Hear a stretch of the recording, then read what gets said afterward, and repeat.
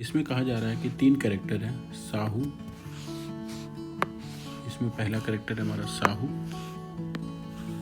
दूसरा है यश और तीसरा है दीक्षित। मीन्स साहू है, यश है और कितने हैं दीक्षित है।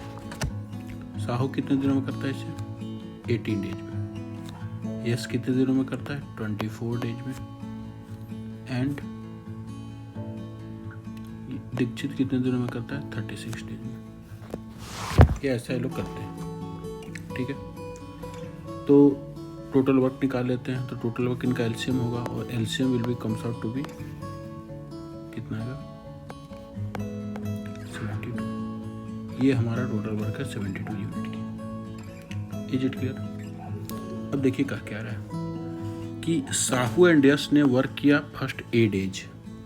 ओके, साहू और किसने, यश ने, इन्होंने 8 डेज तक काम किया। तो 8 डेज तक काम किया मतलब साहू की एफिशिएंसी यस और यश की एफिशिएंसी वाई, ये टोटल एफिशिएंसी हो गई। और 8 डेज इन लोगों ने काम कर लिया, इन लोगों ने 8 डेज काम कर लिया। तो ये इनका काम का पार्ट का निकल गया, कितना वर्क का पार्ट हुआ एस प्लस वाई ए। क्लियर? ओके।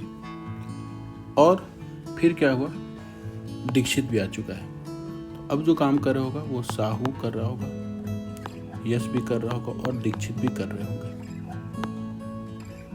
दीक्षित भी कर रहा होगा।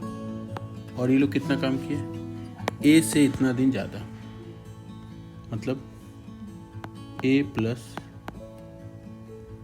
24/5 डेज एक्स्ट्रा किया काम जो लोग किया था उससे। और ये रिमेनिंग पार्ट किए होंगे।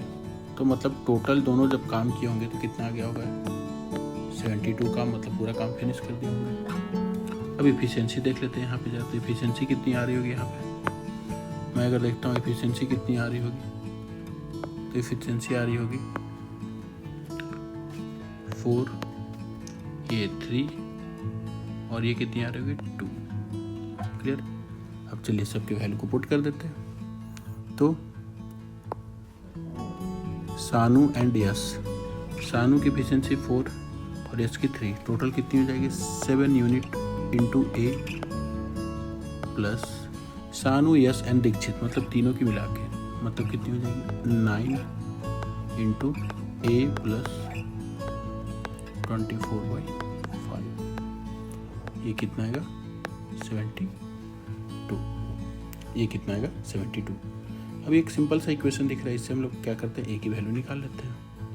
तो 7a प्लस 9a प्लस ये 9 24 से मल्टीप्लाई होगा तो 24 इंटू 9, ठीक है, by 5 is equal to 72।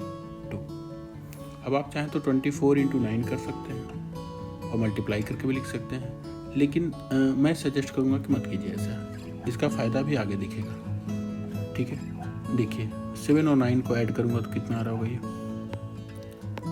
16a, और ये मैं यहाँ क्या करूँगा 72 माइनस 24 इंटू 9 डिवाइडेड बाई 5 कर दूँगा। क्लियर? अब मैं लिखूँगा 16a इज इक्वल टू, देखिए मैंने क्यों नहीं किया था, क्योंकि आप देख रहे हैं कि 24 यहाँ से कॉमन लिया जा सकता है। मैं 24 कॉमन लूँगा तो ये क्या आ जाएगा 3 minus 9/5। It will ultimately comes out to be 24 into 6/5, 16a is equal to, clear? यहाँ से आ जाएगा हमारा a is equal to 24 into 6 divided by 16 into 5, 16 into 5, और ये अल्टीमेटली आएगा हमारा कितना 2 8 जा and 3, this will 3 3 3 जा 9/5। ए कितना आ गया 9/5। ए की वैल्यू आ गई। हमसे पूछा जा रहा है कि ऑल 3 काम कितने दिनों तक किए।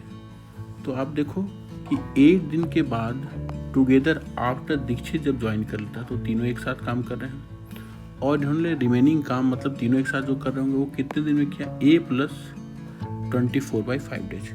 तो ए की वैल्यू आ गई है, तो मैं a प्लस 24/5, मतलब ये लोग तीनों जो इस दिन इतना काम कर रहे थे, इसकी वैल्यू निकालता हूँ। ठीक है, दिस मीन्स मैं क्या करूँगा, जो भी ए की वैल्यू है उस पर 24/5 ऐड कर दूँगा, तो 9/5 प्लस 24/5 मैं करूँगा, कितना आएगा ये 33/5।